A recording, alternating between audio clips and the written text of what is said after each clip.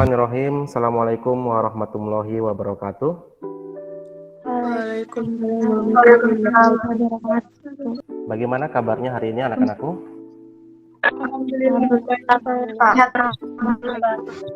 Ya, alhamdulillah baik ya, dalam keadaan yang baik. Saya melihat bahwa pagi hari ini terlihat ada senyum ya dibandingkan dengan minggu lalu. Jangan lupa bahagia ya untuk menjaga kesehatan kita.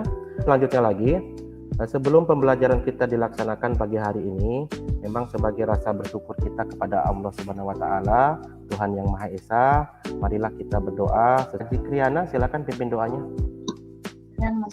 Berdoa doa selesai.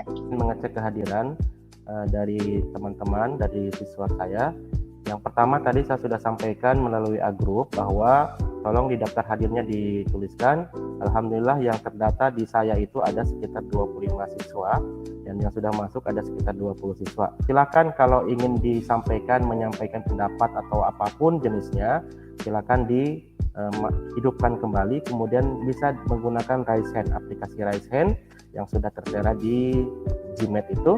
Kemudian nanti saya persilakan untuk berbicara. Ya, terima kasih ya atas pemahamannya. Saya ingin menanyakan, kemarin kita sudah melakukan pertemuan pertama dan pertemuan kedua tentang hakikat ilmu kimia, kemudian peranan ilmu kimia. Saya ingin menanyakan apakah masih ingat atau tidak apa peranan ilmu kimia dalam kehidupan kita sehari-hari ya. Ada yang masih ingat? Silakan disampaikan. Atau dalam kehidupan kita sehari-hari yang sering terjadi di rumah, misalkan ya, peran ilmu kimia itu salah satunya itu adalah misalkan penggunaan deterjen ya. Penggunaan deterjen di rumah itu adalah peranan ilmu kimia juga, karena deterjen itu adalah bahan kimia.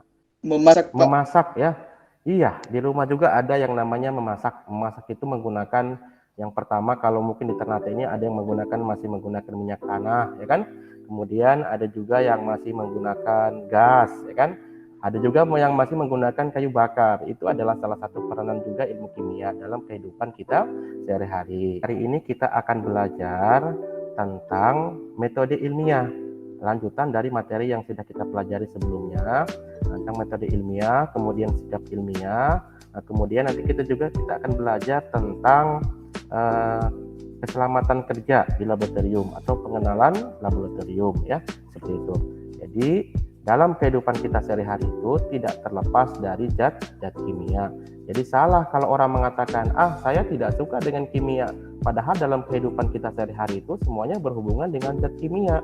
Dari mulai kita makan, dari mulai kita masak, kemudian bahan-bahan yang kita gunakan, baju yang kita pakai, jilbab yang kita gunakan, kemudian garam yang kita makan, gula yang kita minum, teh yang kita minum, semuanya adalah zat kimia. Kompetensi dasar pada pembelajaran kali ini, yang pertama itu adalah menjelaskan metode ilmiah, kemudian hakikat ilmu kimia, keselamatan dan keamanan di laboratorium, serta peran kimia dalam kehidupan. Itu adalah kompetensi dasarnya atau KD-nya.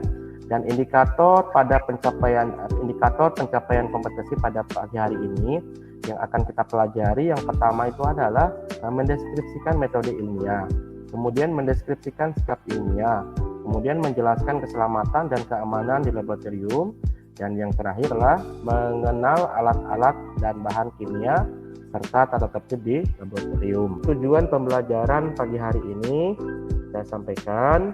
Jadi melalui model pembelajaran problem based learning, pertama menyiapkan ya gelas dan air, kemudian menyiapkan pewarna makanan, kemudian menyiapkan lilin, kemudian langkah kerjanya tetesan pewarna ke air secukupnya. Selanjutnya diaduk hingga rata, kemudian tuangkan air ke piring. Air yang sudah diberikan pewarna tadi itu. Selanjutnya taruh lilin di tengah piring, taruh gelas menghadap ke bawah di atas lilin, turunkan gelas sampai bibir gelas masuk ke air. Usahakan ada celah di situ. Kemudian lilin padam dan permukaan airnya naik. Iya, aku bisa ya. Pasti kalian juga bisa melakukan percobaan sederhana seperti ini ya. Percobaan ini akan terlaksana jika kita memahami tentang yang namanya metode ilmiah ya. Sebelum kita masuk kepada diskusi kita pagi hari ini, saya ingin menyampaikan bahwa percobaan tadi itu memang sebenarnya itu sangat erat hubungannya dengan kehidupan kita sehari-hari. Apa itu? Itu adalah oksigen. Jadi oksigen itu sangat berguna bagi kehidupan kita sehari-hari. Biasanya kita memanaskan mobil atau motor itu ada dua opsi. Yang pertama itu adalah kadang kita memanaskan motor itu dalam garasi yang tertutup. Kadang juga garasinya dibuka, kan seperti itu. Nah, padahal sebenarnya ada satu masalah bagi kita jika kita menyalakan motor pada garasi yang tertutup. Salah satunya apa? Salah satunya adalah kekurangan oksigen. Ketika gas CO2 dikeluarkan oleh knalpot motor, maka dia terbuang keluar, tetapi oksigen yang ada di lingkungan itu tipis sehingga diubah menjadi CO, menjadi karbon monoksida yang tadinya C-nya 1, O-nya 2, kemudian diubah menjadi C-nya 1, O-nya 1, sehingga akan menyebabkan racun. Nah, karena karbon monoksida itu kategorinya adalah bersifat racun, sehingga jangan heran banyak orang yang memanaskan motor, mobil dalam garasi yang tertutup, kemudian mereka lemas atau batuk-batuk atau sesak napas karena kekurangan oksigen. Kelompok-kelompok yang sudah saya bagikan, kemudian di WA grupnya masing-masing kelompok sudah ada, nantinya kalian aktif di situ, di kelompok itu ya. Oke, bisa dipahami ini? Melakukan presentasi. Jadi setiap kelompok itu nanti akan melakukan presentasi sesuai dengan hasil diskusi kalian yang sudah dituangkan ke dalam LKPD ya, LKPD kalian. Kemudian selanjutnya lagi itu adalah menanggapi presentasi kelompok lain. Permasalahan diskusi kita pagi hari ini yang pertama itu adalah bagaimana langkah-langkah metode ilmiah sesuai dengan LKPD yang sudah saya sampaikan. Kemudian apa saja sikap ilmiah ya yang harus dimiliki oleh seorang peneliti. Kemudian yang ketiga itu adalah menjelaskan keselamatan dan keamanan di laboratorium. Ini didapatkan dari bahan ajar yang pernah saya kirim di pertemuan pertama, kedua dan pertemuan ketiga juga. Di situ ada menjelaskan keselamatan dan keamanan di laboratorium. Kemudian selanjutnya mengenal alat-alat dan bahan kimia di laboratorium. Ketika berdiskusi aktif di WA grupnya masing-masing, di WA kelompoknya masing-masing, itu harus ada ketua kelompoknya, kemudian ada juru bicaranya, moderatornya, dan ada juga juru tulisnya atau notulen. Saya persilakan untuk berdiskusi, tapi sebelumnya mungkin ada yang ingin ditanyakan atau disampaikan kepada saya, silakan. Mulai dari sekarang waktunya jam 10.34, nanti diakhiri sampai jam 10.50 ya. Kelompok 1.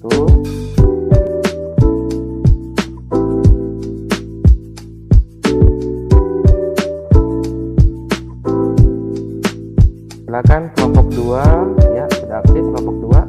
Kelompok 3 sudah aktif juga.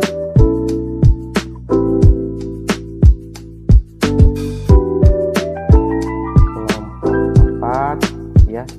Kelompok 4 sudah aktif.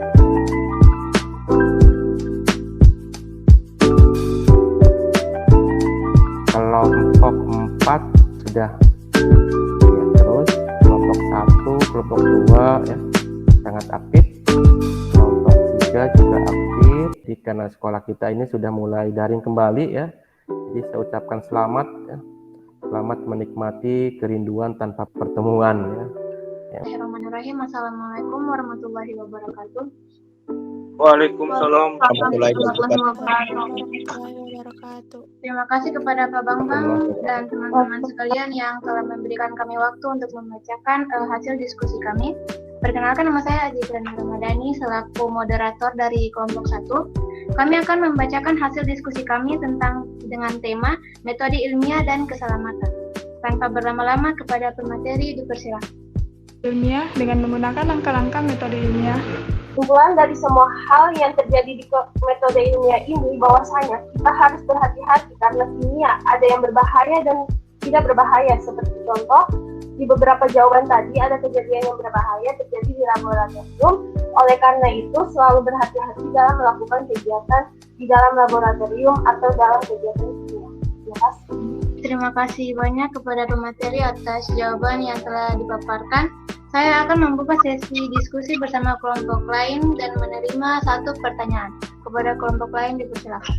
Bertanya tentang apakah yang soalnya mengenai variabel dalam pengamatan pengaruh cahaya matahari terhadap perkembangan bunga sepatu itu ada dijawab tuh tidak? Ini kami dari kelompok 1 mengucapkan mohon maaf jika ada kesalahan kata.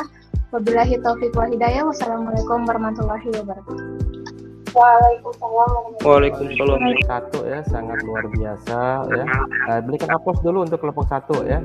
Assalamualaikum warahmatullahi wabarakatuh. Saya Zara Fezati Salimah selaku moderator kelompok 4 akan mempersilahkan kepada juru bicara untuk menyampaikan materi kami. Yang digunakan yaitu variabel bebas, variabel terikat, dan variabel kontrol. Untuk variabel bebas yaitu cahaya matahari, karena cahaya matahari memberikan pengaruh terhadap pertumbuhan bunga tersebut adalah cahaya matahari. Terima kasih untuk kelompok 4 ya yang telah memberikan presentasinya yang luar biasa. Kita berikan aplaus dulu untuk kelompok 4 ya. Dalam belajar itu ada 2 yang harus kita pahami. Yang pertama itu adalah motivasi diri ya. Kalau motivasi diri kita sudah ada, itu belajar apapun kita akan menyenangkan. Yang kedua itu adalah dalam belajar itu jangan malu-malu. Yang kedua ya. Kemudian dalam belajar itu jangan takut-takut. Karena yang namanya belajar itu pasti akan mengalami kesalahan. Untuk penguatan ya, ini untuk mengisi waktu kita. Yang pertama itu adalah metode ilmiah. Karena materi kita adalah metode ilmiah, tadi kamu sudah diskusikan. Jadi metode ilmiah itu artinya adalah proses berpikir. Proses berpikir untuk memecahkan masalah secara sistematis, empiris, dan terkontrol. Sistematis itu berarti terstruktur ya, ada langkah-langkahnya. Kemudian empiris itu ya sederhana, tidak terlalu rumit ya. Jadi ada langkah-langkahnya, kemudian sangat sederhana dan terkontrol. Langkah-langkahnya yang pertama itu adalah langkah-langkah metode ilmiah pertama itu adalah merumuskan masalah. Sifat bahan dan simbol kimia yang terjadi yang ada di laboratorium. Yang pertama itu gambarnya ada seperti api ya. Itu artinya mudah terbakar. Jenis-jenis alat dan bahannya di laboratorium ada banyak ya. Yang pertama itu ada di situ banyak, nanti kita pelajari di situ. Salah satunya ini hanya sekilas saja. Di situ ada tabung reaksi. Jadi sebelum kita mengakhiri pertemuan kita pada pagi hari ini, mungkin di antara kalian ada yang ingin menyampaikan kesimpulan pembelajaran kita pagi hari ini ya. Kesimpulannya pada pembelajaran hari ini bahwa dalam melakukan metode ilmiah harus dengan sikap menjaga tingkah laku jika terjadi kesalahan, harus bertanggung jawab, berhati-hati ketika sedang menggunakan bahan kimia, dan dengan rasa ingin tahu akan mempelajari hal baru. Biasa ya kesimpulannya. Berikan aplaus dulu untuk Nur Haliza. Pertemuan kita berikutnya, karena pertemuan kita berikutnya sudah berubah kepada materi yang baru tentang struktur atom ya.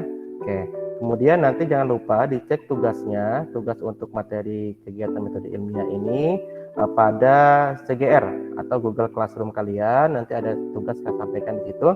Tolong dikerjakan, itu sebagai tugas mandiri kalian ya. Kemudian selanjutnya lagi saya memberikan penghargaan atau memberikan apresiasi kepada 2 kelompok yang telah menyampaikan presentasinya, kelompok 1 dan kelompok 4 yang sangat luar biasa menyampaikannya ya. Mudah-mudahan ini menjadi motivasi bagi kelompok-kelompok lain dan ini juga menjadi motivasi untuk kita ke depan lebih baik lagi ya, seperti itu. Untuk sebagai rasa bersyukur kita pada pagi hari ini ya, karena kita sudah bisa melaksanakan kegiatan pembelajaran ini tanpa ada halangan. Jadi Dimulai. Selesai. ya, terima kasih Eka sudah membantu saya untuk memandu doa pagi hari ini ya. Demikian yang dapat saya sampaikan pagi hari ini, mudah-mudahan bermanfaat bagi kita semua. Billahi taufiq wal hidayah. Wassalamualaikum warahmatullahi wabarakatuh. Waalaikumsalam.